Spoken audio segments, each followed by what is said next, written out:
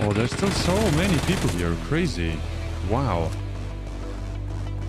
I'm running low on ammo already.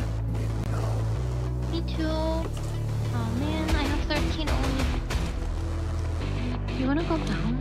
No, I think we should go to the other warehouse with a car real quick.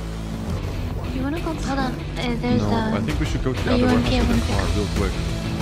You wanna go? Hold on. There's No, I think we should go to the Are other you on warehouse with a P1? car real quick. There's hold on. There's No, I think we should go to the Are you other on warehouse with a P1? car real quick. There's hold on. No, I think we should go to the Are you other on warehouse with a P1? car real quick. There's hold on. No, I think we should go to the Are you other on warehouse P1? with a car real quick. There's hold on. I think we should go to the Are you other on warehouse with a P1? car real quick. There's hold on. Are you on P1? In front of the house, 495. Oh, yeah, jump on the house, you jump on the house, 495. Oh, yeah, jump on the house, you jump on the house, 495. Oh, yeah, jump on the house, you jump on the house, 495. Oh, yeah,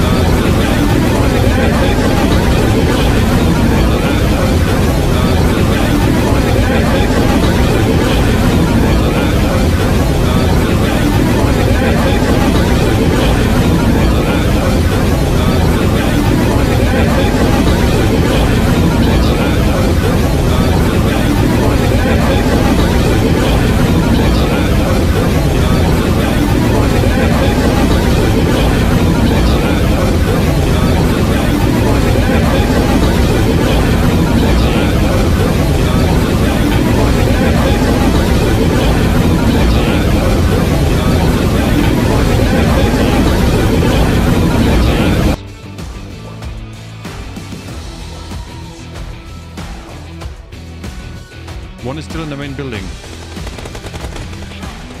The grenade stance, you got me. Of course. Oh, one guy main building, Back first floor. in.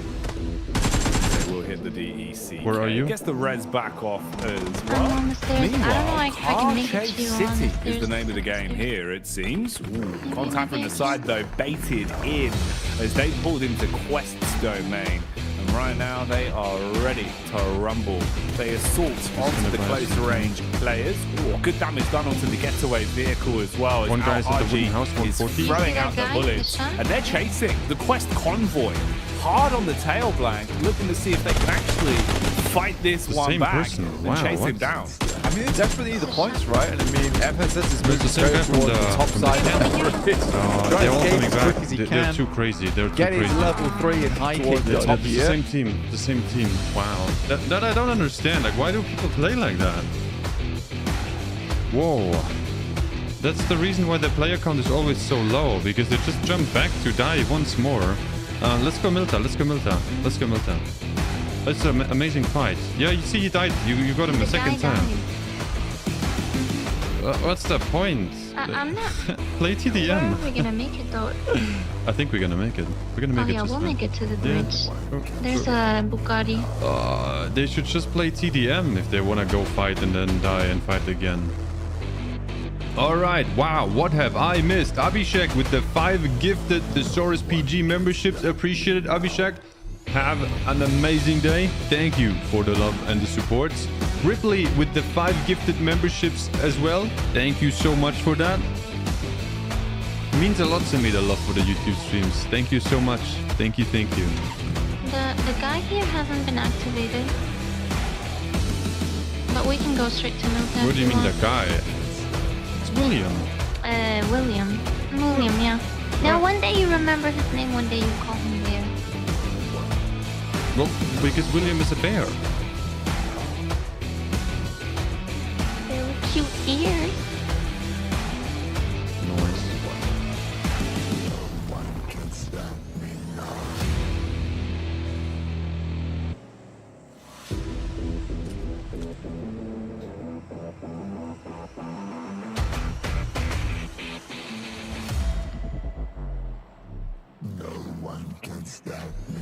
Here it comes, our station.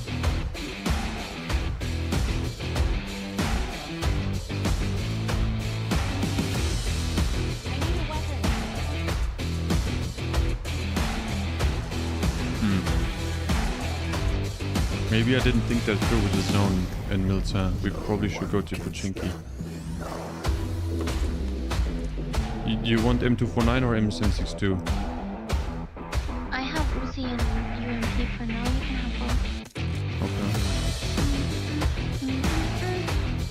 But if you're dropping the 45s, I'll pick them up.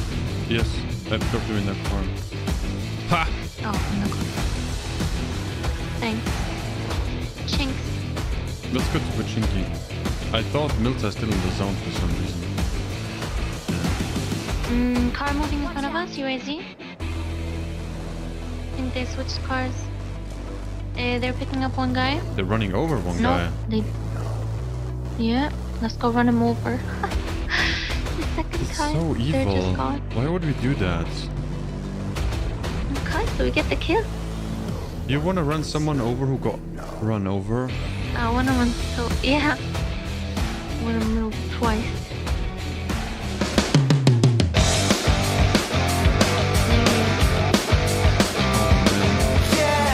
And this guy who ran him over gonna is be probably like, like, "Oh, where's no, the what kill? happened to our Exactly. Yeah. Who revived that non-player?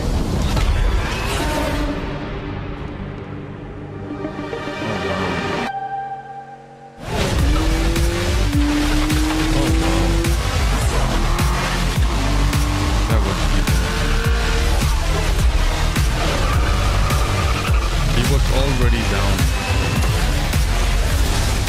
He was already down on his knees, asking for mercy, and I was like, no, I'm the one with the crown on my big brain. So I said, no. And we ran him over in style with this Bugatti. So he's welcome. It's better than that UAZ. Oh my What is that? Skill.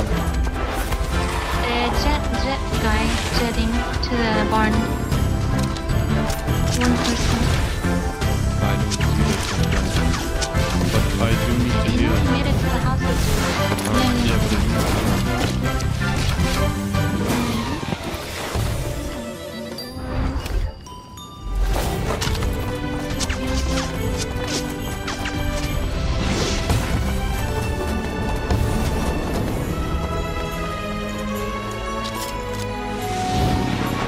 half of Pachinki is still in. A third of Pachinki is still in. A quarter of Pachinki is definitely in the zone.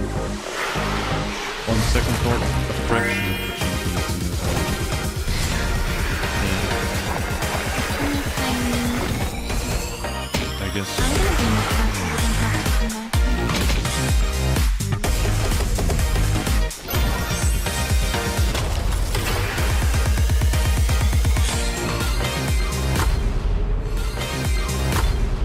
Everyone's gonna see our car from the church side, just in case. No, we're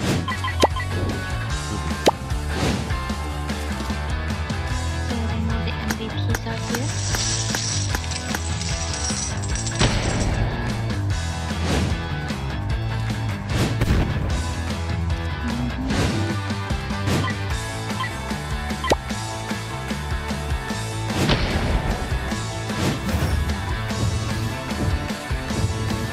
I have only 7 money. I have 2. So you have 7 too? Well, In the past 5 years, we ironically, have witnessed I the had birth only of 2, but I countless picked up excellent 5, teams and and I can players say in yes all to 5 what you major said. regions. Oh. They are still remembered by Choose us to statement. this day. So At I the have same time, 7 we too. also remember our fans who loved us from the very beginning. On the occasion of this 5th anniversary, let's turn back the clock to the starting point of PUBG Mobile Esports, the Southeast Asia region, Alright, where I all have the stories AKM and began. M249 now. As the first world-class event, so PUBG Mobile play- Star Challenge Oh, gathered right then. professional players I'm from gonna all use over the mini world. instead. With continuous development, The the mini 2019 master strikes PUBG Mobile again, Club Open strikes Global again. Finals is undoubtedly the most exciting Red event. Zone is cool. I'm cool with the Red 2019 Zone. Fall We're like Split besties Global now. Finals, ladies and gentlemen. Yeah. Give yourself a round of applause. James, thank you so much for the $3. Appreciate it. Among the countless Have rising an stars, amazing day. one Thank shines you. particularly bright. Bigatron Red Aliens, a team from Indonesia, Bigatron Red Aliens. Oh, just sorry. got first Oh, place in the PMCO Southeast Asia Fall Championship, earning the I chance couldn't to pick up compete any of my in the stuff I picked PMCO up. Global Finals in Malaysia.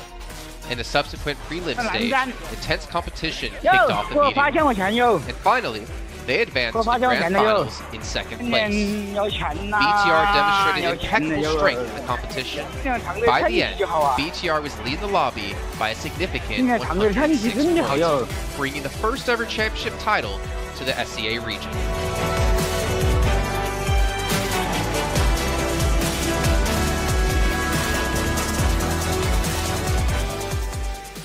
Di saat itu siapa yang nggak kenal dengan nama Bigatron gitu? Tim yang punya segudang prestasi, mereka juara dunia di PMCO Global Finals tahun 2019. Mereka banyak banget melahirkan pemain-pemain berbakat, Zuxi, Luxi, Ryzen, Microboy. Terus habis itu Zuxi, Luxi juga saat mereka menjadi juara dunia, mereka berada di masa prime-nya mereka banget. PUBG Mobile Esports always strives to develop and grow year after year. That's why we made sure to continue the support and build the SEA region. In 2020, the improvement of the competitive schedule introduced the World League, which later became the World Invitational. We also launched the PUBG Mobile Pro League, where even more outstanding teams joined the competitive stage.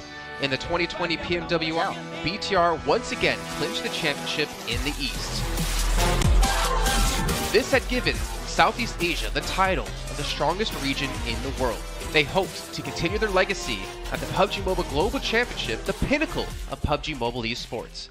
However, BTR was not able to repeat the performance from the previous year. Duties is going to take those this round. Winner with a chicken dinner. Nova XQL. With the rise of Team Nova, countless brilliant moments were had, but this also left many players with regret. After BTR Red Alien won at the Global Championship in Kuala Lumpur, we thought C region was the best. we thought nobody could beat C region except maybe RRQ Athena, maybe Illuminate the Murder, maybe Mega Conqueror. But C region was the best at the time. And we get to the league. We heard of a team called Nova. We thought maybe this team is not that good. On the contrary, they owned all the teams. They were very good. Let's move forward to the year 2021.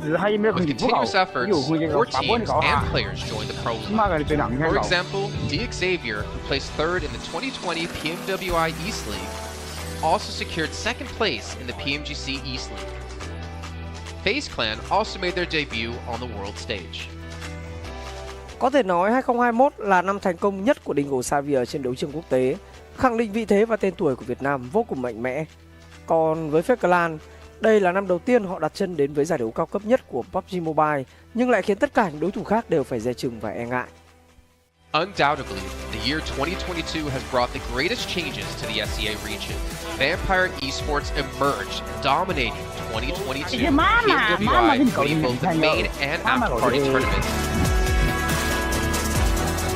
while also setting records for most chicken dinners, most eliminations, and more.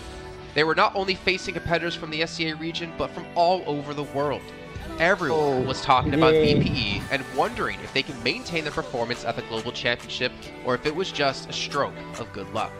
On the last day of the 2022 PMGC Grand Finals, VPE won 3 chicken dinners alone, moving from the bottom of the table to 6th place, achieving the best result for the SEA region. They pulled off another miracle, but sadly, it was not enough to win it all. In 2023, VPE continued their impressive performance. They once again won everything at the 2023 PMW. PUBG Mobile World Invitational Champions, Vampire Esports!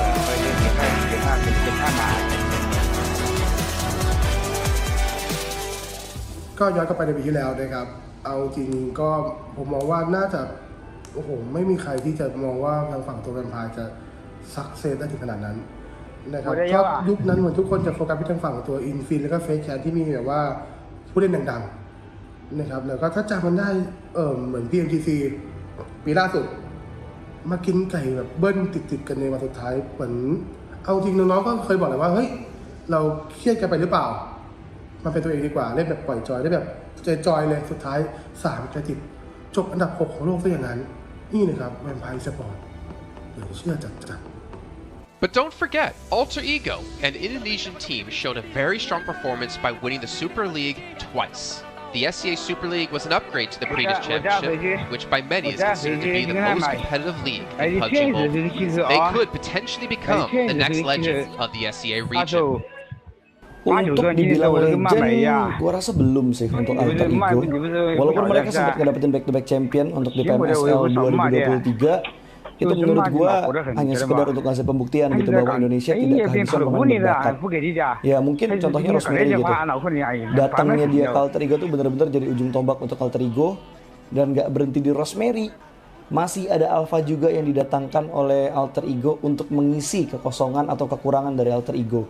Dan gue rasa PMGC 2023 ini akan menjadi ajang Global Championship pertama gitu untuk Rosemary dan juga si Alpha. Jadi wajib banget kita nantikan performnya mereka di PMGC 2023. Dan please di notes pastikan tonton Alter Ego sampai akhir. Of course, there are many more teams we haven't mentioned, but these teams will all take part in the 2023 PUBG Mobile Global Championship. So what do you think? Who will be the ultimate winner in this year's PMGC? Will they be from SEA? Well, there's only one way to find out.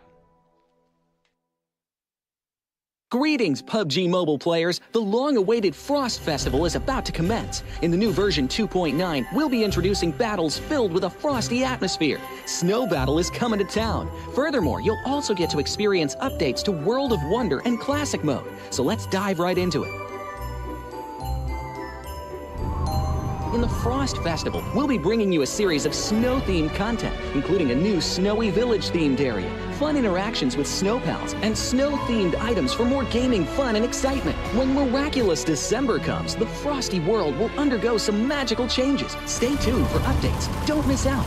First, let's take a look at the new themed area, Snowy Village. The village covers a wide area of 280 by 150 and has loads of supplies. It's located near Stalber in Erringdale, Iceborg in Livik, and Goroka in Vikendi. In addition to the buildings on the ground, the underground area of the Lucky Ice Tower is also worth exploring. Make use of the two-story layout to experience a completely new battle experience. Sound the bell in the Lucky Ice Tower, and you can even summon rewards. Additionally, the village also has a snow rail, which can help you quickly move around and gather supplies. It allows you to navigate flexibly between different areas of the village and also swiftly relocate to advantageous positions during battles for your team to counterattack more effectively. Of course, you should always remain vigilant to avoid becoming the target of an ambush.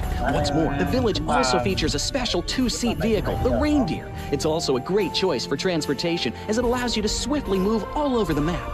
For intense battles, we've also prepared festive and practical battle equipment for you, the Snowball Blaster and Snowboard. The Snowball Blaster can be used in many ways and has loads of functionality. When you aim it at the ground or a building, it can create a snow pile cover for you. When used on enemies, you can temporarily transform them into lively snow piles to restrict their movement.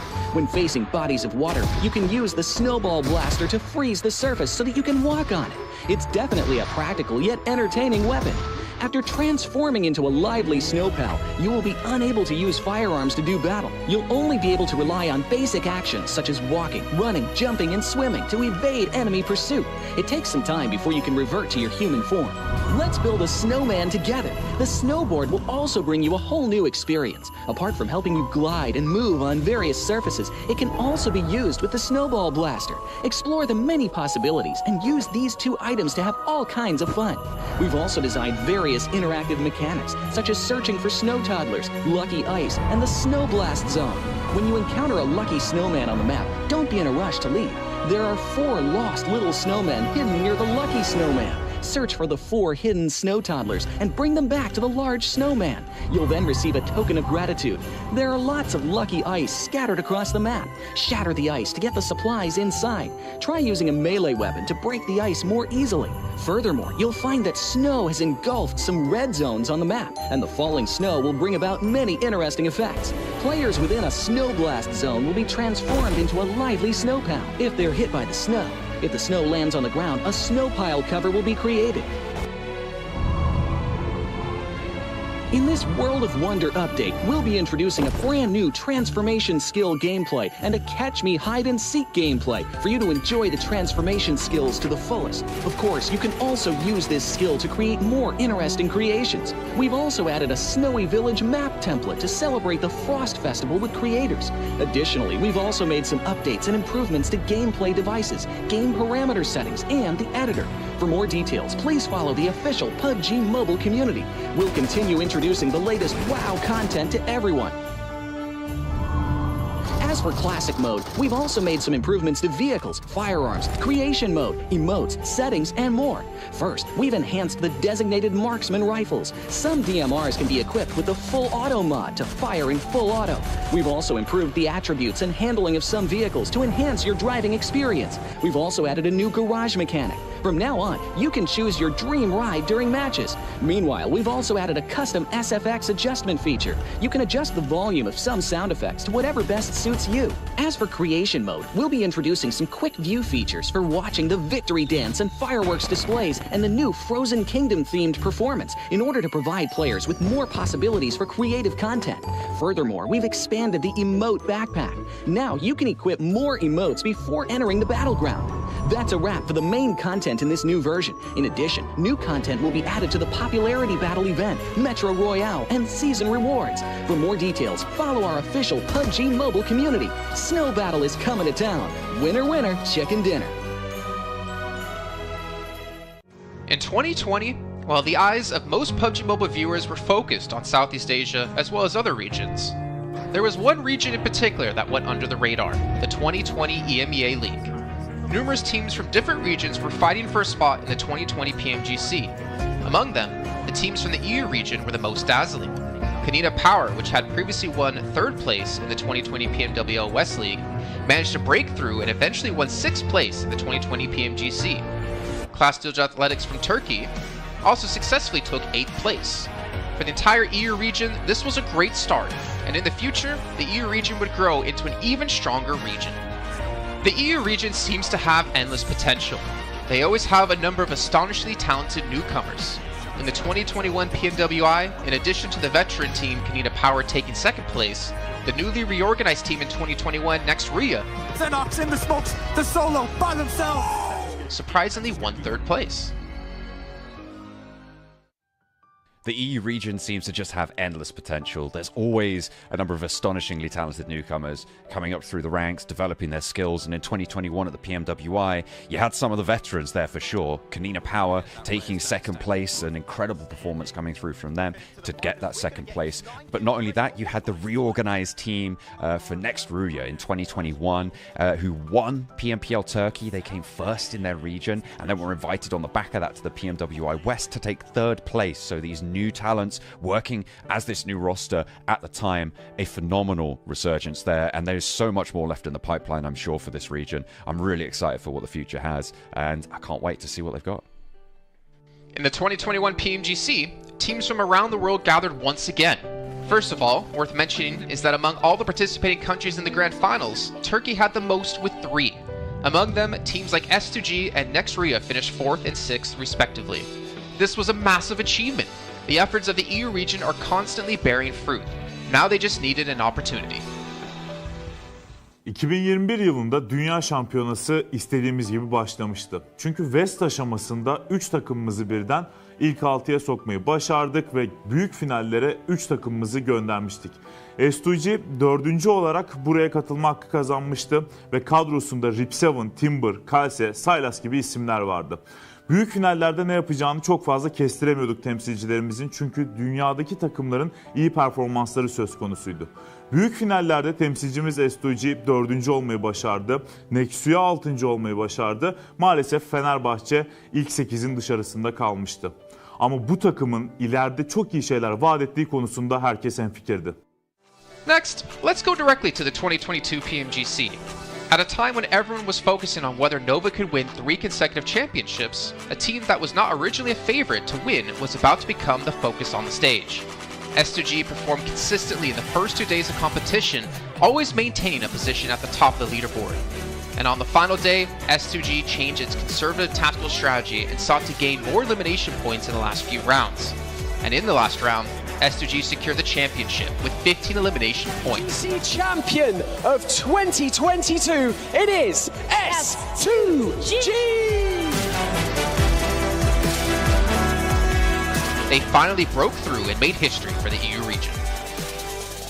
2022 Dünya Şampiyonası bizi büyük zaferler getirdi. Tabii ki Dünya Şampiyonası başlamadan önce bu zaferlerin geleceği konusunda çok bir fikrimiz yoktu. S2G kadrosunda bazı değişiklikler yapmıştı. Takıma yeni katılan oyuncular vardı. Özellikle Reis ile birlikte takımın form seviyesi gerçekten çok yüksekti. 2022 Dünya Şampiyonası finallerine 2 takım göndermeyi başarmıştık. Bir tanesi S2G, bir tanesi Fireflux. Maalesef 2 takımımızın kaderleri birazcık farklı oldu. İlk günden itibaren S2G sürekli olarak zirveyi kovalarken Fireflux için işler iyi gitmemişti. 3. gün geldiğinde S2G güzel maçlar geçirdi ve şampiyonluğu Türkiye'ye getirmeyi başardı. Bu Türkiye e-spor tarihindeki en unutulmaz başarıydı. This year, the EU region has continuously produced even more strong teams. First of all, G Gladiators won first place at the 2023 PUBG Mobile Pro League Spring Regional Championships and third place in the 2023 PMWI. Veteran teams like Next Ria and Kanina Power have been performing better and better this year and successfully qualified for the 2023 PMGC. Subsequently, hot recent teams like Mad Bulls, BRA Esports, Major Pride, Melise Esports, Demorte, among others from EU, have also successfully gotten a spot in PMGC. They all look forward to continuing the success of the EU region in 2023. There are many questions surrounding PMGC. Will S2G successfully defend their championship? Will another EU team lift the trophy? Could it even be a team unexpected to win it all? Let's witness it together in Turkey.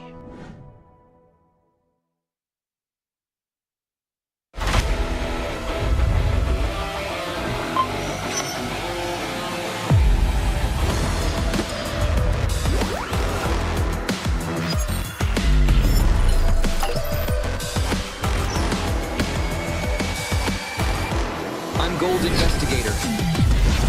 Join the Investigator team and let's protect the game's fairness together. 2023 Popularity Annual Gala event tutorial. Hey there, welcome to the 2023 Popularity Annual Gala. We've introduced a brand new competition and upgraded rewards. You will have to go through 10 rounds of 1v1 matches and compete to become the first ever PUBG Mobile Popularity Annual Gala champion. So let's get right to it. New competition, ladder competition. The Popularity Annual Gala event will be utilizing a new ladder promotion system. Players' initial ladder grade will be determined by their battle points at the end of the first round. Ladders are divided into 6 grades: Triple S, Double S, S, A, B, and C, with Triple S being the highest. Ladder promotion rules. Players are ranked based on the popularity they gain during the battle period. For rounds 1 to 9, the ladder results are settled at the end of every round's battle. Apart from ladder grade C, each ladder has 100 spots, with the top 20 promoted, the middle 60 retained, and the bottom 20 demoted. If you're trying to move up the ranks, be sure to stay within your ladder's retained threshold or higher before each round is settled. Additionally, ladder grades can only be promoted or demoted by 1 grade at a time, so your performance in the assignment round is crucial. Be sure not to miss it. Final showdown. Based on the rankings from the previous 9 rounds, round 10 will be the decisive showdown to determine the final rank and ladder grade placement, including the champion of the 2023 Popularity Annual Gala, who will emerge as the ultimate winner. New exclusive rewards. At the end of round 10, rewards will be issued based on the player's ladder grade and final rank. For outstanding players, they will receive exclusive rewards that can showcase their supreme honor both in and outside the game.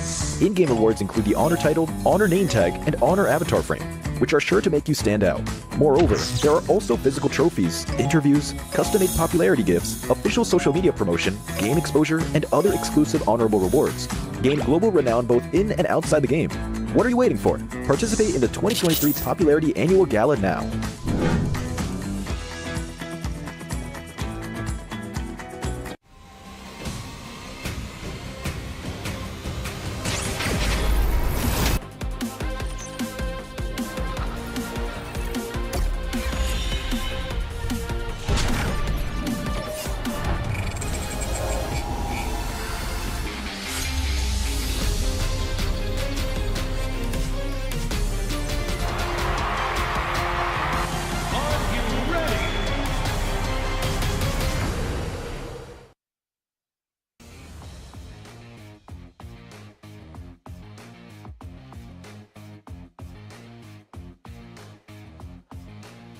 Welcome back to the PMGC 2023, and this is going to be the last chance stage here. And I'm live in Malaysia, Battle Arena PJ, with me none other than Potato coming out from Alter Ego. Now starting off our questions and brief interview for the day.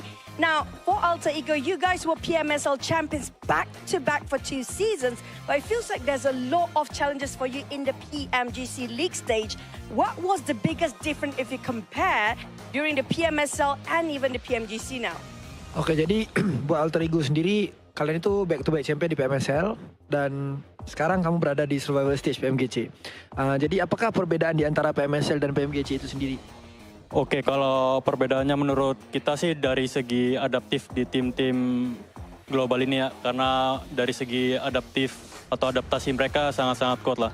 Jadi mereka nggak ada patokan mau gameplay gimana, jadi mereka menyesuaikan dari segi gameplay. Okay, if you ask me the difference between PMSL and PMGC, most of the team at this PMGC, they know how to adapt with the situation. They don't have like one specific play style or they want to play passive or aggressive. No, they're not doing that. They just adapt with the situation and improvise from there.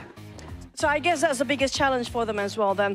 And now, based on yesterday's matches, are there any adjustments? Since today is your last day playing as well, you have to wait for tomorrow. Will there be any adjustment for your team to make it for the next stage and get a better result? Oke, jadi buat hari ini adalah hari terakhir buat Alter Ego sendiri.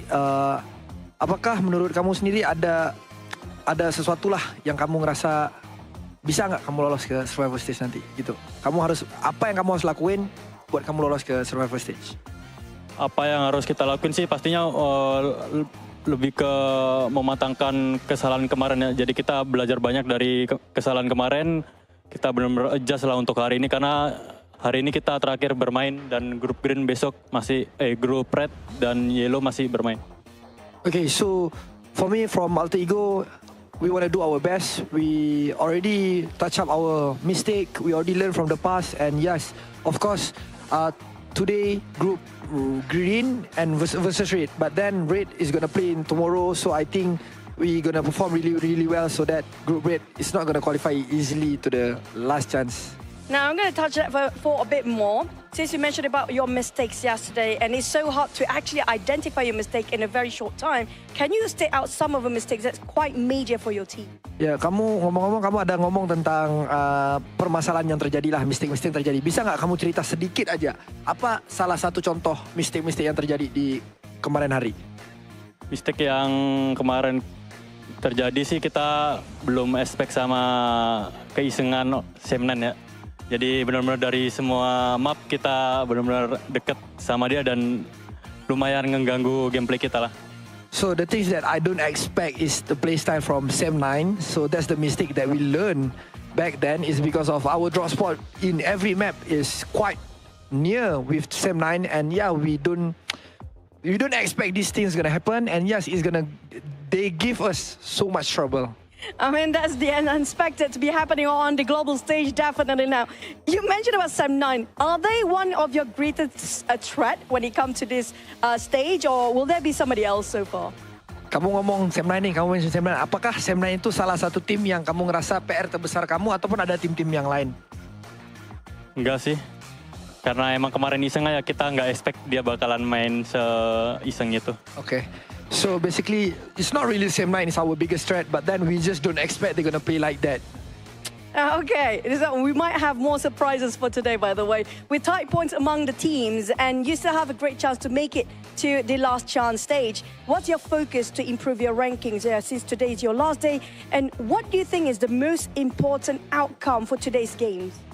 Okay, jadi kalau kita lihat dari point system, poin kalian itu tidaklah terlalu jauh untuk kamu lolos ke ke last chance. Jadi, apakah fokus terbesar yang kamu mau fokusin hari ini supaya kamu bisa lolos ke last chance? Kita lebih ngemaksimalin tiap game sih. Jadi, kalau tiap game kita mendapatkan hasil yang bagus, poin juga bakalan ikutan bagus juga. Jadi, kita fokus game per game. Okay, so basically we're gonna focus on each game. We're gonna focus on our first game first. It's because of, I believe if we focus on each game, the point will come afterward. So we're just gonna do our best in every single map, so that we're gonna maximize our point. I agree. It's one step at a time, one thing at a time as well. But we're done here on stage live. We're going to toss it back to the casters. Good luck, all the best for all the teams out there competing, especially when it comes to Green Group. Today will be the last day performing, and the next day they have to just wait it out. We're just going to toss it back to the casters. Casters, take it away.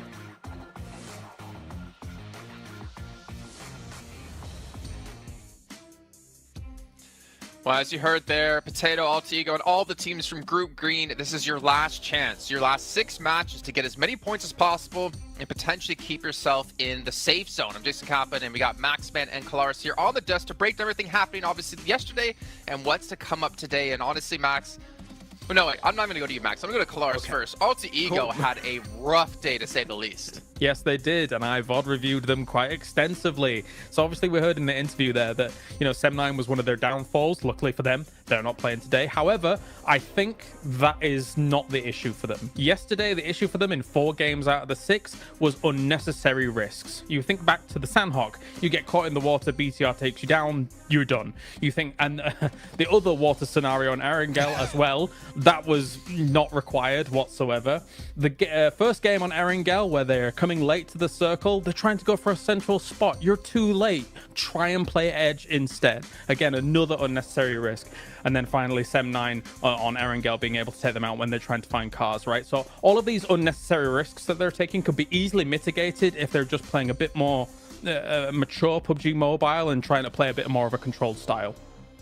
Well, there you go. Before we can hop into some more analysis here, Max, I know you're just ready to talk. Got to remind you guys at home about the Infinix GT10 Pro official smartphone here at PMGC 2023. And while you're on your new lovely device, make sure you check out TikTok with the tag PMGC 2023 to find out some stuff behind the scenes, hopefully some interviews, hopefully anything for you guys to watch. And of course, if you do post about the event, make sure you use the hashtag as well. But Max, as you heard Kalaris break down Alter Ego, there's another team out there we really have to focus our attention on, a team who had a special invite into the group stage.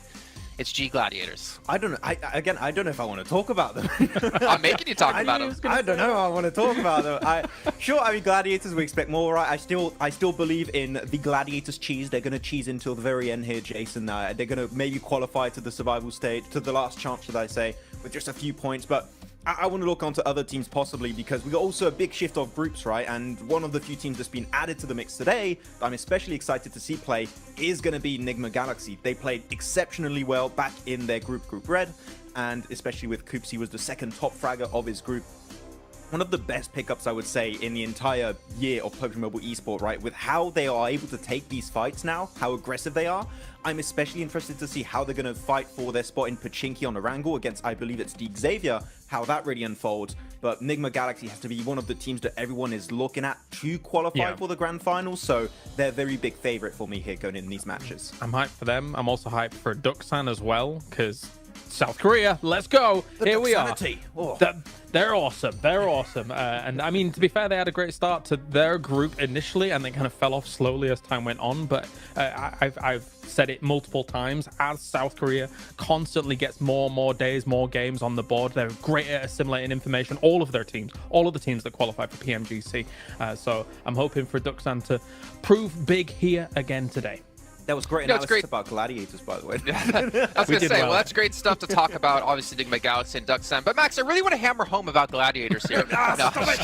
My attention, actually, are over towards potentially Inco Gaming, because, obviously, they've seen their brethren teams of Alpha 7, of Loops, of Influence Rage perform pretty well. I'm curious to see if they can rise up and be another Brazilian strong power team. But also, and Hyper, because the roster they ended up fielding in Group Red wasn't the roster they ended up fielding in Americas, or the team they ended up fielding in North America PMPL. I mean, to be fair, GFan on the roster was surprised to see them do so well in the group, considering GFan's kind of been out of the team for a while now. But they have, I guess, a lot of pressure coming their way from North America in general, considering they're our only representative. And I don't know. It's going to be tough, man. That's all I can say. I know that Zifan is watching a lot of, doing a lot of viewer parties, watching a lot of the different regions. So I think that might have helped out, actually, because he knows kind of what to expect in these matches against all these different teams, how they're going to rotate, and how these matches are going to be unfolding. So maybe that has been helping them out quite a bit. But it can't help you against the domination of Brazil right now, because Influence Rage are just running away with it. And as you said already, talking about Inco, Jason, they have already played at this stage. Nenebich in particular, one of my favorite players of the region, that I would like to see them potentially climb up. But that would be too many Brazilian teams almost in the grand finals. There can't be all of them. That's not possible. Or could it? I don't know. We'll see. Obviously, still a lot to come up down the way.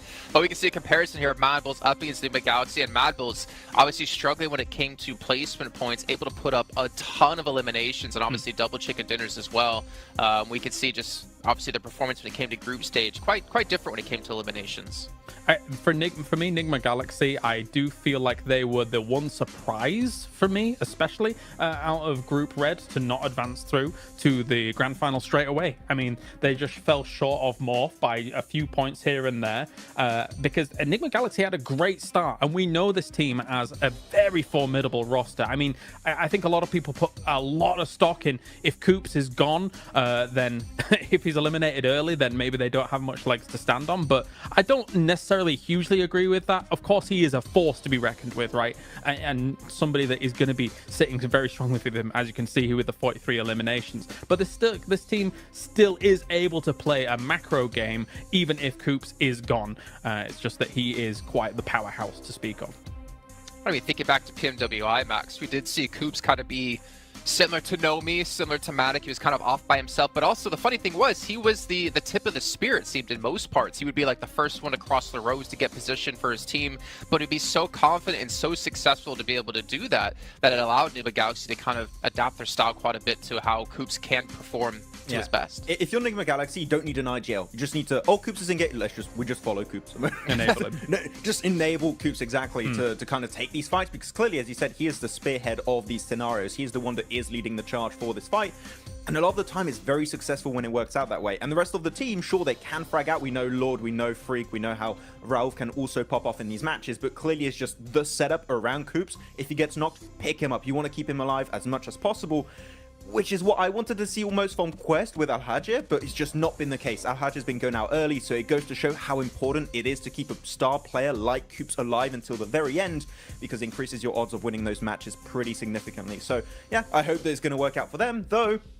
If you're looking also on this graphic, Radio Seal, currently Reject, we had some great moments, right, Kalaris, in the group stage, but they've been a little bit invisible currently at the start of this tournament. There's still a bit of time for them to come back and hopefully qualify for the last chance, but Reject have not had the start I was expecting, and that might be also off the back of that long break between Group Green and now this point of the tournament. Honestly, I have a bit of a grim outlook for Group Green, in my opinion. We'll also take a look at some of the highlights, because, I mean, you've got 6 of their teams not able to make it happen yesterday, right? I think Alter Ego was the top out of those 6 teams with 22 points, and that's kind of why I focused on them a little bit in my VOD review from day to day, because I do feel like Alter Ego is the one that can try and get out of that rut that Group Green has put themselves in yesterday, because it is their last chance today.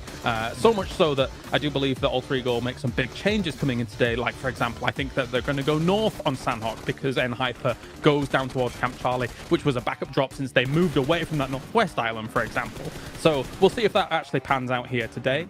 But yeah, I think they've got a tall mountain to climb as Group Green today, for the most part. I will say this, I'm 100% in agreement with you, Kalaris, but one thing we can't forget about is that the difference between 16th place and 8th place is 15 points. Now, obviously, if you're Melissa in the situation, that's over doubling your points, but it's not that big of a gap at the moment, so it's really going to come down to those potential 1, 2, 3 points. That means whether you're into the last chance or your unfortunate PMGC run will be done. So it's still extremely close, but yeah, it is kind of eye-opening, Max, as we look at Group Green just struggling down towards the bottom of the leaderboard. Yeah, actually, I got a few numbers right now. Group Yellow, on average, have 40.5 points. Group Green have 26.3. So there's a pretty significant disparity between the teams that are between these two groups. It is going to be a bit rough. There's room for them to, of course, catch up here, but as we know, for the survival stage, it's only 2 days. The team of Group Green only have 6 matches remaining to have an impact on the leaderboards. And after, I mean, Kalaris in esports, this is always the worst scenario to be in.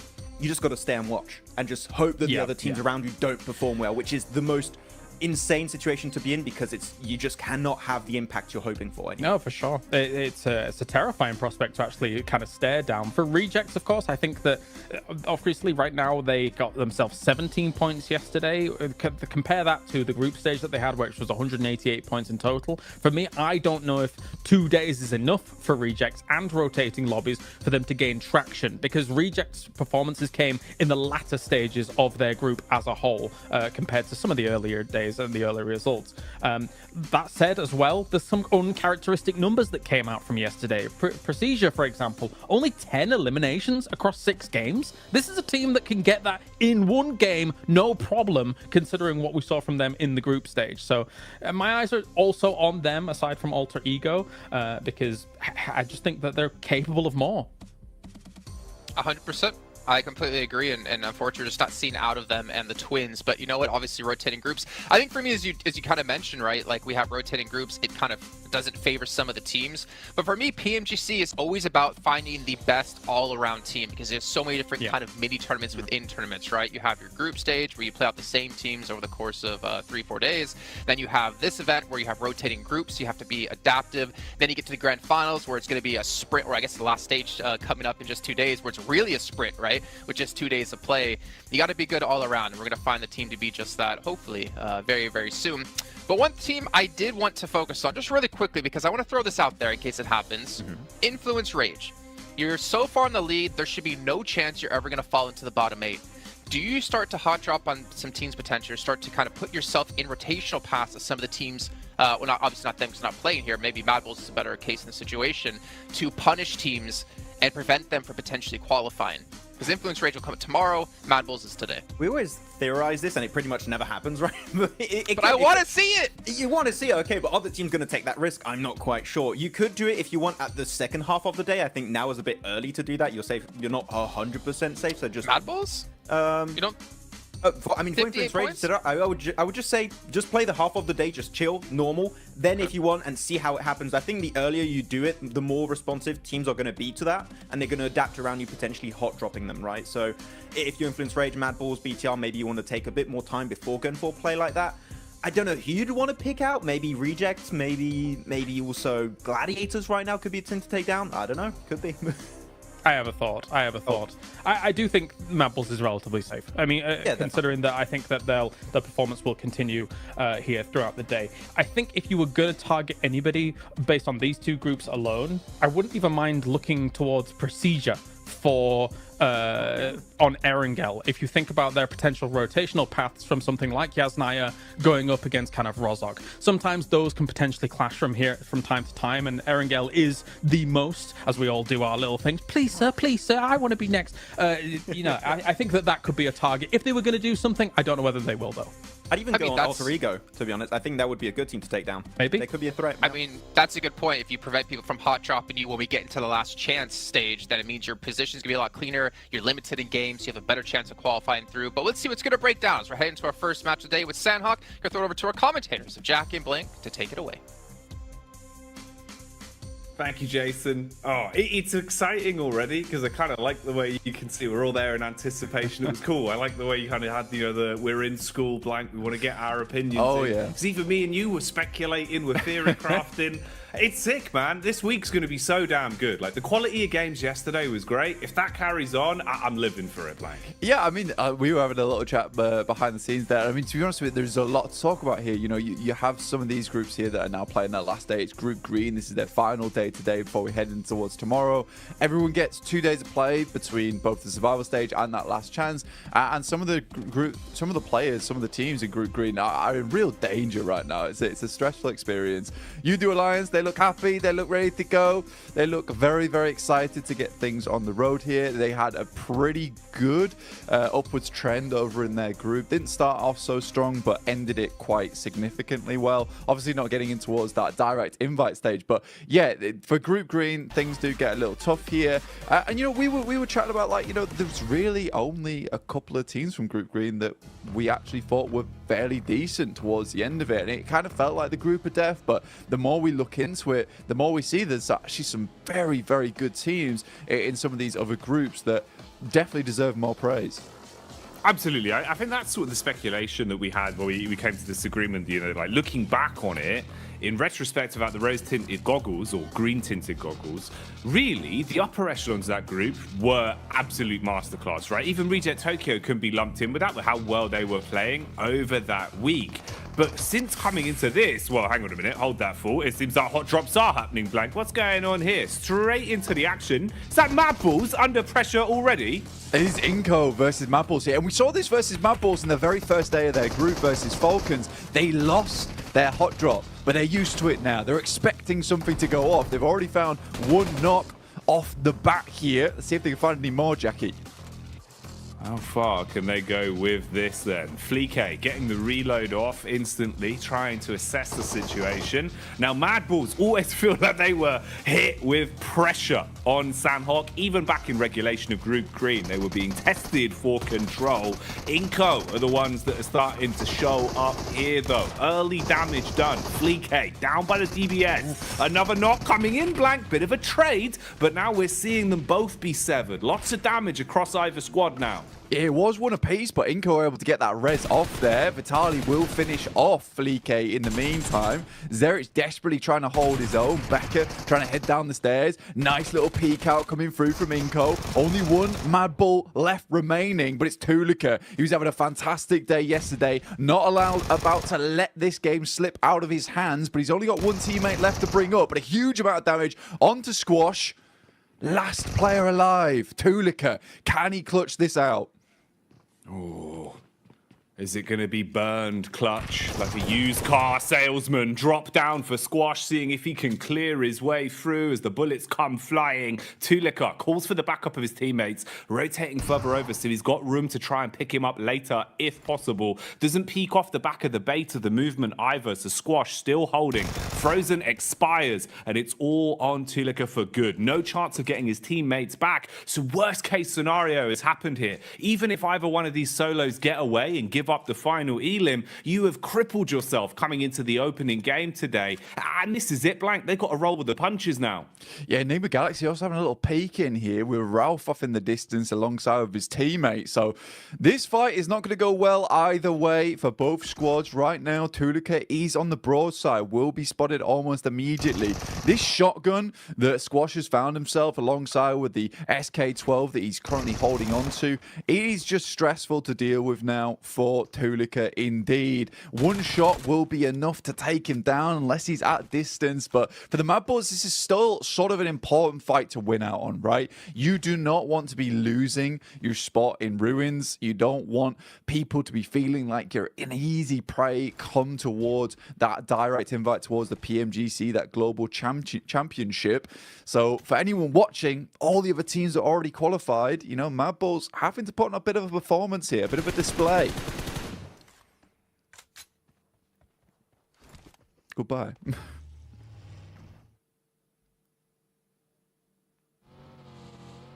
And with that, Tulika will move onwards. Ralph takes out the final player there from Inco. Difficult stuff ahead now for Tulika himself. Be moving forward here, Jackie. Oh man, that is a rough way to start this off, Blank. You know, we're coming into it thinking that we have time to speculate, give a bit of a lay of the land, if you will, for our viewers at home. We got Jason's favourite, just what he ordered, you know, fresh from the oven there, the hot drop specialty.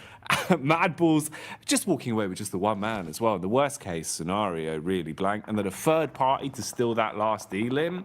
Ooh, wrap that up in a neat little package. If that isn't a little taster of the sort of shenanigans we're going to be seeing today, then I don't know what would be. You know, maybe like a beef stroganoff. Yeah, I mean, for some of these teams, some of these squads, right, it was kind of interesting because we were sort of speculating, is Mad Bulls going to want to hot drop?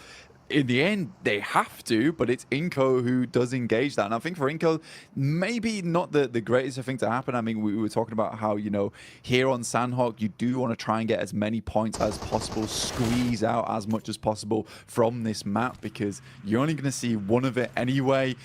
You don't want to go heavy on these games. Tixie all by his lonesome here. No one else to help him. He's got a DBS versus the three-man squad here of Quest.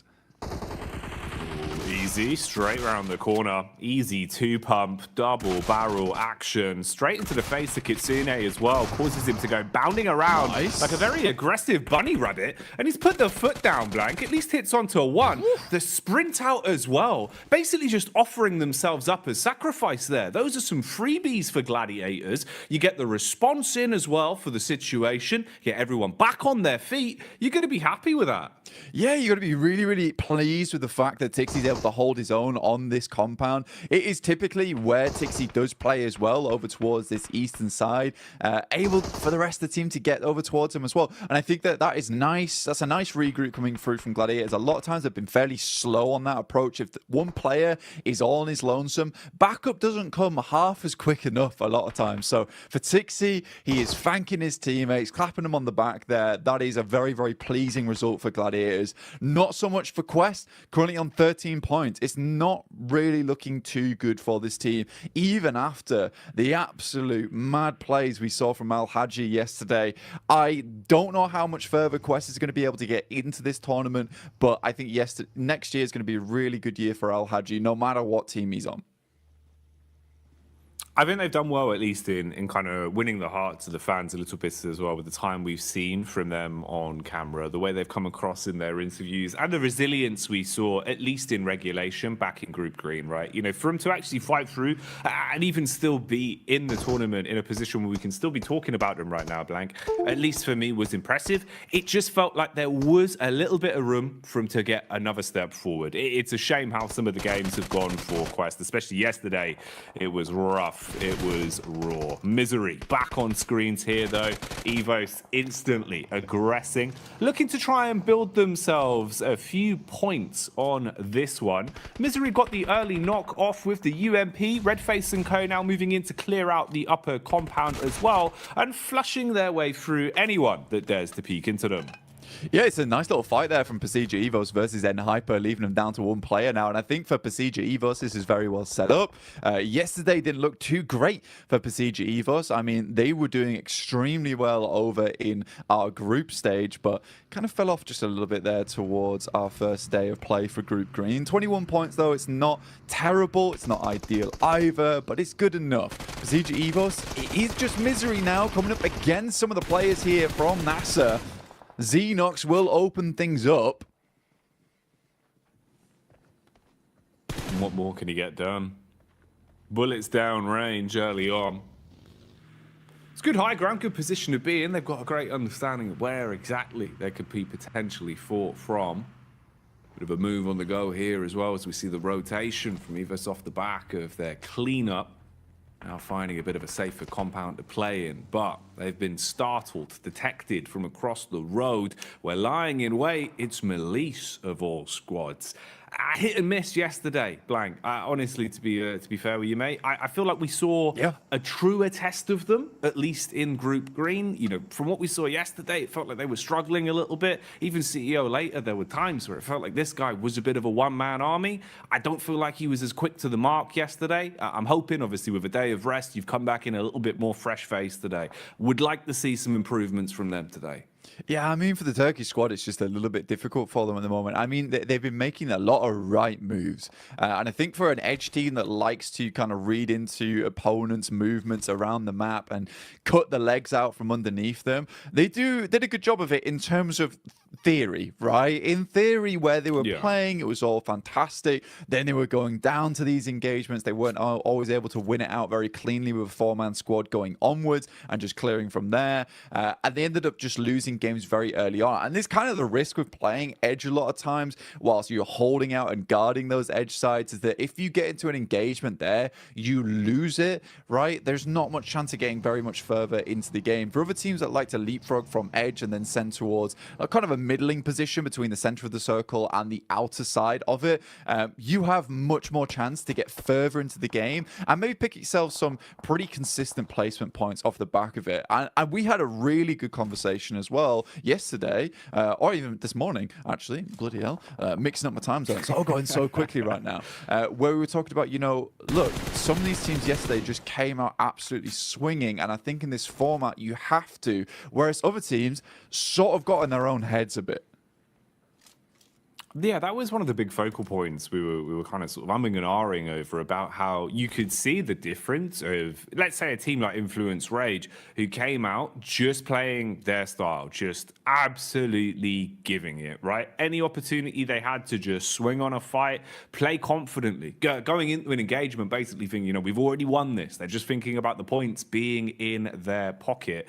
You're going to have so much more of a better time of it than going into it giving so much respect to teams, overthinking these situations. And we've seen that change. A lot of our squads from Group Green, it feels like their play styles have kind of flip-flopped more so than anything compared to what we were seeing during that regular point. This is an interesting one, actually kind of ties into that. You can see here, Reject Tokyo at least getting a bit more confidence to fight and contest for center control. A little bit lucky there in terms of the draw of the circle, but it works out. You've got a compound, you're in a good spot, and they're going to be pleased with this, mate. They'll be chuffed with that, Blank, because when they had center control, when they felt comfortable early in a compound, this is where we saw some of the better games from Reject, because honestly, they're great on defense, good comms. It just felt like getting there was rough for them. They've been playing a lot of Edge, and it hadn't been working out too well. I'd hope that would be a positive change.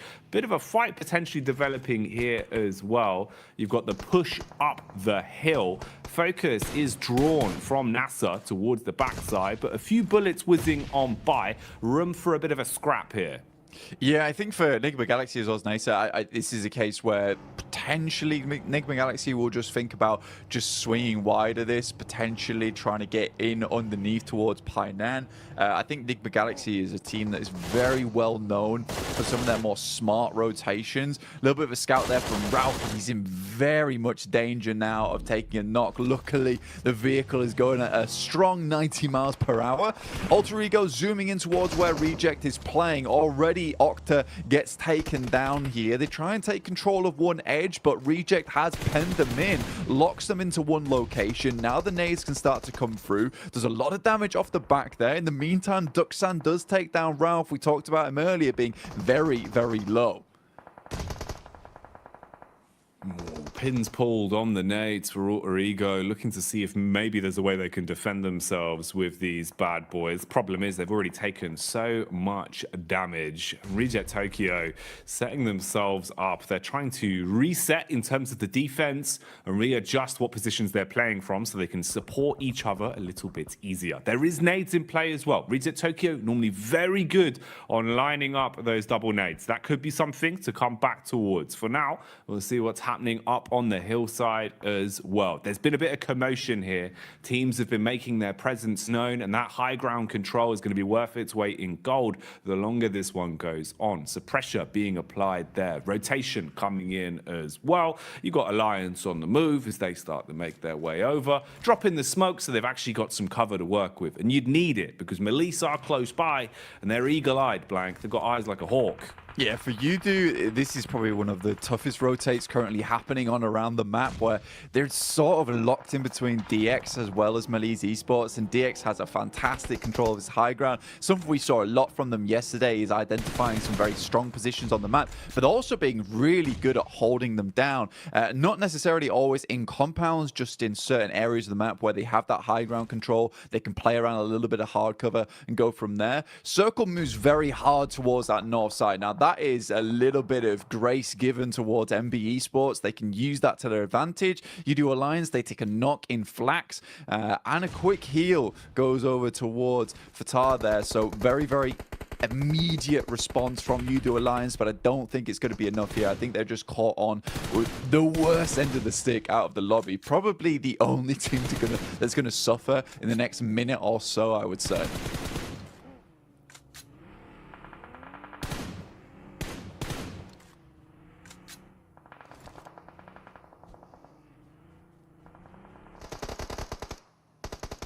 Malise Esports on this side of the map. Now Kisyu does go down. Poser has a nade in hand. We'll send it over towards Nisa, but Malise Esports again just crumbling a lot during these days. Again, Nisa, 5 eliminations found so far. Really, really good stuff from them. I think this is interesting because it is a lot of these squads that we see a fair few times that just come into these games swinging. They tend to do well, and I would say that this is a very, very good and promising mark of the game going forward here, Jackie.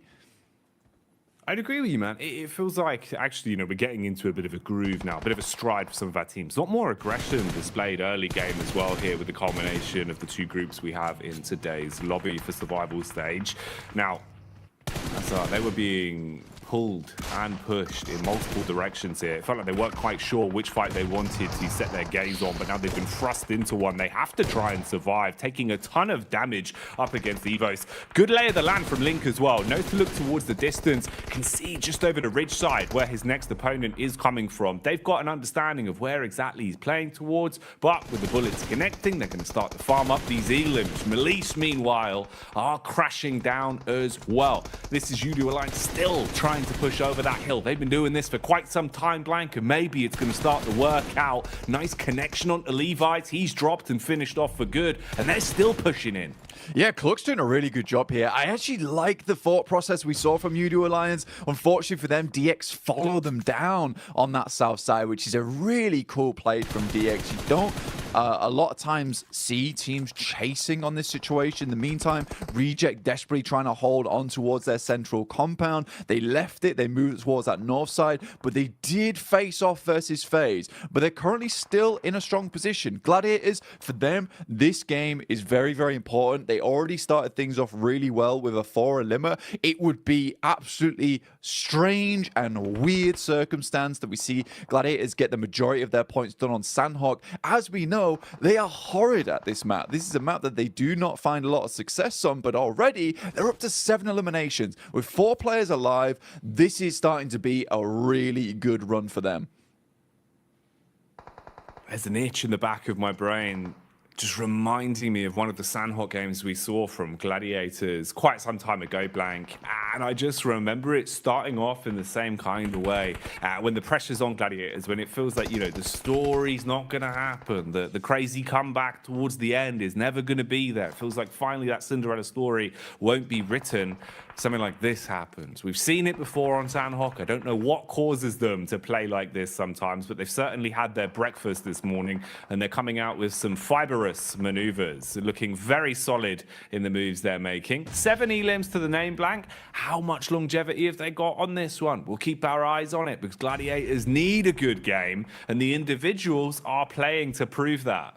Yeah, they desperately do. Right now, facing off versus Duxan, not an easy team to go up against. MBE Sports, they lose Fistboy on a knock. That's to DX, who are doing a really good job over on this eastern side, just clearing their way through. Up to 3 eliminations now. Alter Ego also chiming in. Bit of a better rotate from them over towards this south side, able to take over that compound that Reject were holding on to. I think a lot of that comes off the back of the fact that Gladiator was able to get some really good pop shots between the windows, knock some of the players from Reject. Very much slow them down, bog them down. More nades sailing in from Gladiators, taking out the remainder now of Duxan. FaZe spots out some of the players from Gladiators, will take some pot shots towards them, over towards that western side.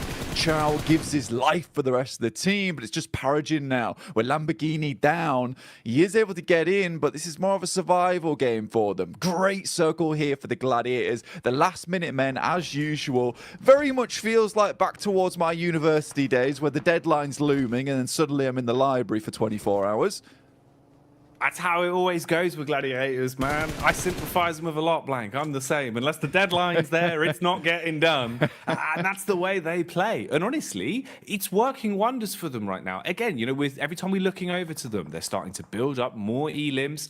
And like you're saying, zone-wise as well, they're in a good position to make a play off this. The one awkward encounter in the dead center as well is Reject Tokyo, now basically being the Reject duo, with all of FaZe in full force around them as well. So not really what you want to be. A bit of flat sharing going on, and that's illegal. It's called subletting, Blank. FaZe are going to clap back onto DX as well, finding a way to peek through the windows. An assault onto Paragin. That's an unlucky knock. Yeah, I think right now, even though he's able to get Lamborghini up, it was kind of for nothing. This little high ground the Gladiators currently have control of was so fortuitous that they got the circle on this side. Coming off that high ground is very difficult, so they're trying to milk it for as much as they can here, stay on this top side. But it's MBE Sports coming in to try and challenge us for now. Gladiators need to be ready for this one. Kitsune luckily is in position as the DBS, only able to find one though, and that's not quite enough. The rest of the team instantly needs to improvise off the back of this. Sek and Mondo are down, so it's a decent start. The nades start pouring in, and it's a nice nade on the backside towards Fistboy. Just a Kaze left remaining, and Gladiators quickly clean them up there. Up to 12 eliminations now, Jackie. A fantastic start. Tixie's flying through the air. Matic is on the support. Oh, mate. This is perfection put together so precisely from Gladiators right now. That was beautiful. The nade work to defend after the crash was on point, and then straight back into hungering for more elims. The peek down the hill, beautiful connection on the aim skill as well, and we get left with our final 4. A scrappy one at that as well, Blank. Alter Ego still alive. They were able to find what remained of Mad Bulls and shut them down, but they've now had the same done to them. Peek out from Sarah Biceps, and with a smooth right hook, he's wiped them off the face of the battleground. 3 squads remain. Gladiators currently on the outside edge right now. It's FaZe with a very strong position. Alter Ego still need to work their way in as well, but they went out earlier on. Reject holding on. It's a good little game for them, but for the Gladiators, more points would be absolutely gorgeous for them here. If they could win out this game, they'll send themselves tumbling towards that top side of the lobby after just one match. So 20 points. Realistically, if they can get themselves 25 after this, they'll be very, very safe. It'll give them a buffer. They still will need to put in the work after the rest of the day, but they'll be in so much better stead. And taking that pressure off yourself this early on in the day is so, so nice. taking the pressure off themselves and applying it to Reject Tokyo. Problem is, though, it's not going to turn them into diamonds. It seems like they will instead just buckle under the pressure. Bit of a peek out here from FaZe, though, as Gladiators encroach further on the compound, closing in on them, using their utility to try and blow Lufa out of the equation. Nade after nade barreling through. Swing from FaZe on the stairway as well. And that connects. Meku left black and blue, down on his last legs now as they first onto him. Gladiators with only a duo remaining, Blank. I think regardless of what happens there, I think Gladiators are fairly pleased with this result, right? Meku was always left behind to try and help the rest of the team get further up. Now it's Matic in a 1v3 scenario. It's going to be very difficult for him to pull this type of thing off. Goes for the pre-fire as the circle starts to push all these players in. Has an idea of where they're swinging. This rock is really nice to play around, but Onzen, he's on the prowl, and it will be found by the rest of the team. Mormon finishes off Matic. Regardless, FaZe picks himself a nice win from a very easy rotate on that north side, but for Gladiators, that could have been a lot more for them. Either way, I think it was around about 15 eliminations they finished that game with the 6 points on top of it. 21 points is just a very, very nice start for them. And you know what? Jason might have been right to bring them up at the start of the day. It's crazy, isn't it? You know, we sit there, Jason brings out all his storylines that you think are never going to happen. And I think we hit the mark for 3 out of 3 of Jason predictions all in one game. So he's doing well today, Blank. He's doing well. Oh, look at the dance.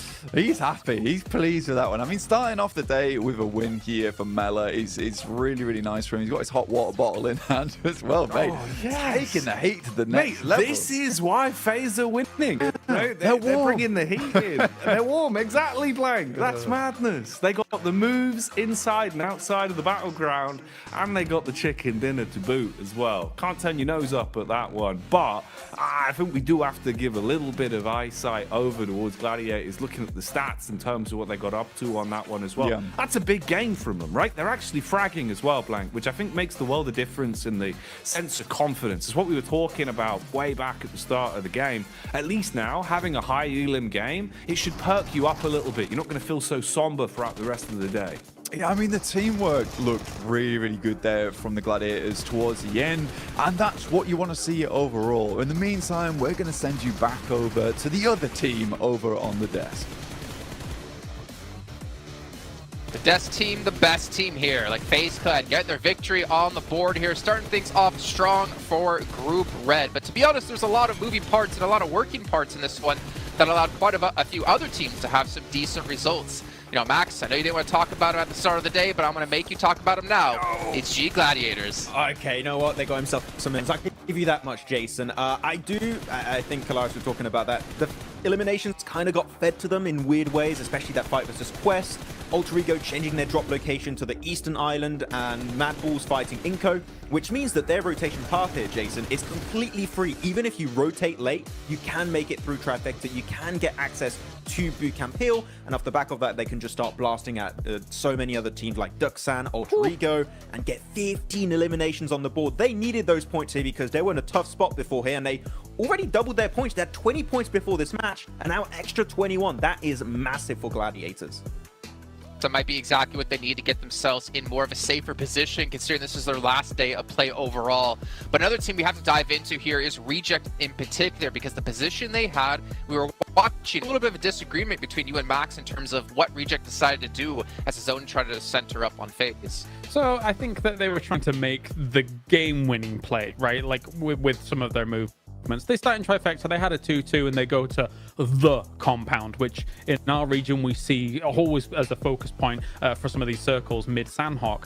Now, they realized Alter Ego's coming in behind them. They made a ridiculous blitz through. It was risky, but they actually got a lot of points from it, 8 points in total. That's by the by. Reject here from this point on tries to leave this compound and go north towards FaZe. I think they already took one elimination off of FaZe, so they knew that they were weakened, or in a weakened state, but it was very slow, very unsuccessful trying to breach the position of FaZe here. So I like that Reject was a winning move, but it materialized. At least they got high up in this game, I suppose.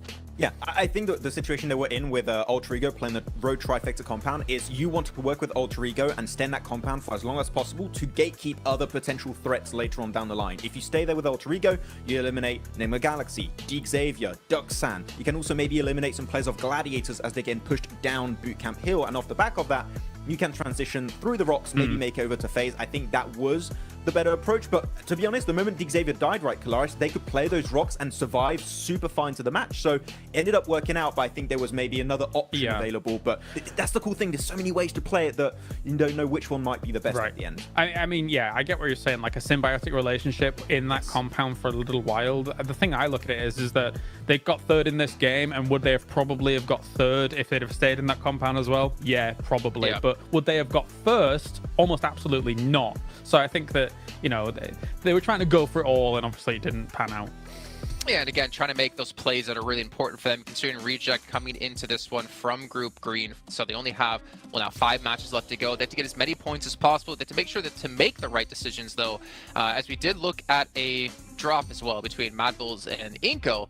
And Mad Bulls, a team that it really doesn't matter for them, right? They're pretty much safe into the last chance. For Inco, though, at least them trying to scrape by as many points as possible. I think they got 3 with the eliminations. They're realizing, okay, well, this is not going to work out. Let's try to salvage with something. But they have to maybe look forward now to the next 5 matches. Yeah, you don't forget the best part of that fight here, Jason. You just Rauf come in like, sit down. just get rid of them right. That was a good bit. That was a good bit right there. But yeah, it's a hot drop. It is normally Inco that would have to change that drop because Mad Bulls, as you touched upon, Kalaris, during that game, are already so comfortable. It is currently their fight to win currently in that position. If they win it, they clear it for the last chance. And Inco, they're just going to be maybe completely out of that position from the get-go. So yeah, Inco, cool. It's fair enough. There's only 1 of these maps per day. But you might want to try and think of avoiding those as much as possible because it can really impact your results over only 2 days worth of play. That is such a small amount of time that these hot drops can really impact your position. Yeah, it would be even especially more huge if there was more than 1 Sandhawk per day, right? But there's very little interest in giving up your position when you've done as well as you did like yesterday as Mad Bulls. One thing I do want to mention really quickly, because you said it while we were watching the game, and I kind of really like the idea of it. We did see Alter Ego change the drop location, as was mentioned already on the desk here. They went up towards Cow. But then when the zone started to shift away from Corey, more centralized, and they were on the east side of Corey, you were talking about what do they do here in this position. And Clarence, I wanted you to bring that up just really quickly.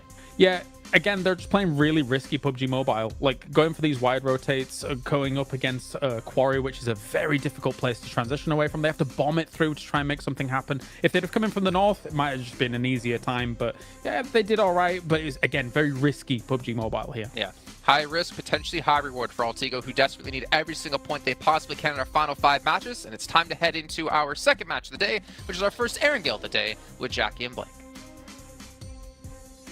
Ooh, the first of the 3 Erangels. This is good. This is always my favourite Porsche and Blanc because it feels like we start to get the more nuanced games, right? Where we can kind of expect the more unexpected. But this lobby's already looking kind of wild. So we'll see what we get, Blanc. We'll see what we get. We're in for some treats. Yeah, I think that the guys on the desk touch on a really important point here is that for some of these teams, you know, specifically what Kalaris was talking about really interested me in the sense that, you know, Reject, they go for the game-winning play at the end of the day.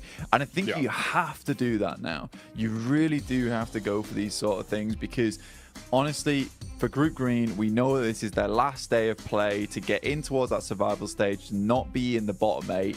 And again, because you are the group that's playing the first 2 days in a row, you don't play the last day, you don't really know what marker you're aiming for, right? You don't know where that bullseye lies because no one is on that 16th position where it's just fixed, and you can think to yourself, we only need to get this amount of points to get in. So you have to push it to the max every single game, and I think that some teams are realizing, I would say too late at this point in time in Group Green, that they have to go for these game-winning moves. That had to come through yesterday.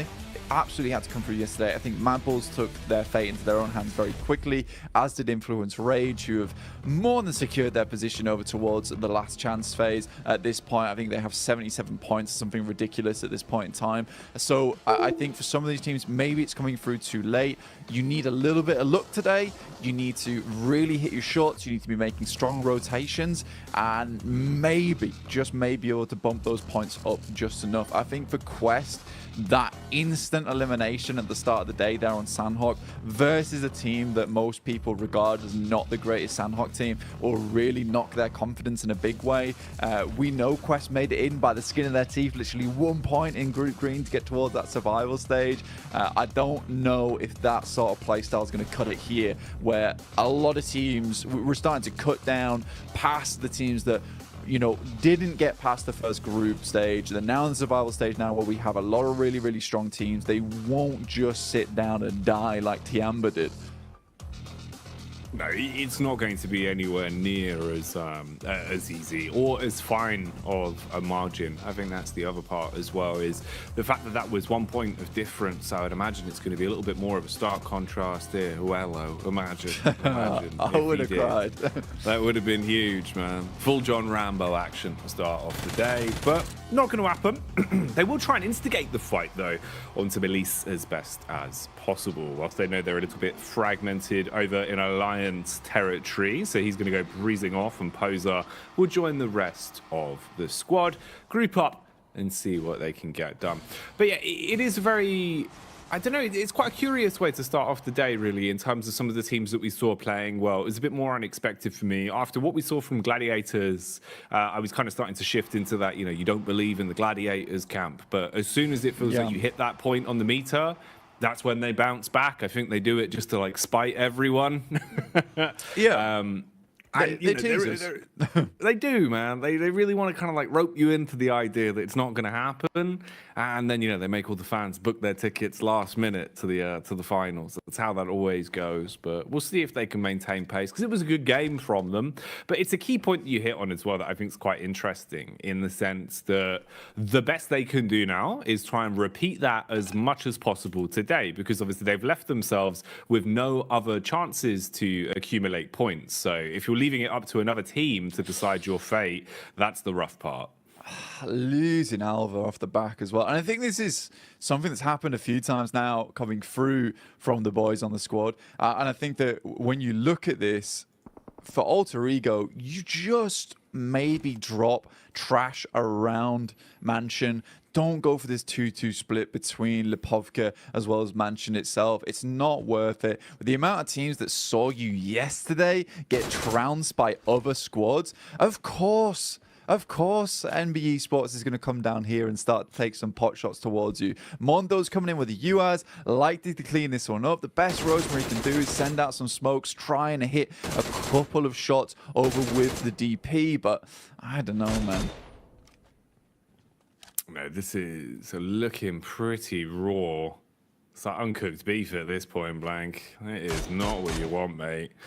One by one, just getting finished off a little bit here for Alter Ego. They've had such a rough couple days in terms of their opening drops. And again, you know, it does really feel like everyone's sort of passed the word around that Alter Ego is the easier team to bully on these drops, blank. It just keeps happening. Yeah. I mean, you make yourself an easy target and teams will want those points off from you. And you don't make those adjustments, it's not going to go well in future. Maxman, very astutely the Max pointed. update. Max update, from the Max Mansion itself.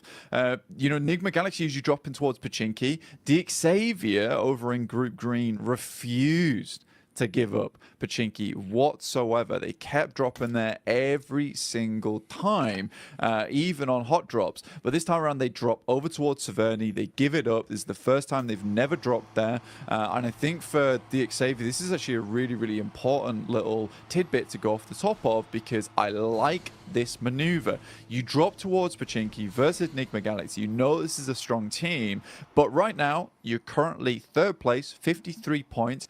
Consistency, it can be afforded now. So a Severny drop for DXavier when it's open, completely reasonable, I would say, to go for this team. They know they can get further into the map. They know that they're strong holding in that mid game and then trying to take out teams towards that late game as well with a little bit of sweeping from the high grounds.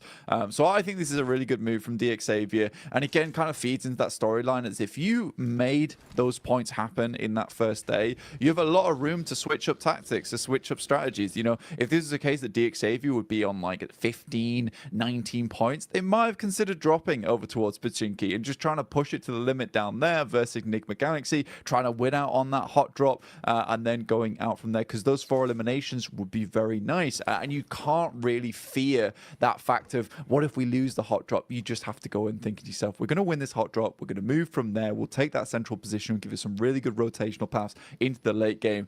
Everyone else in this lobby is just going to get trounced by us. You just have to think that you're a much larger team than you actually are.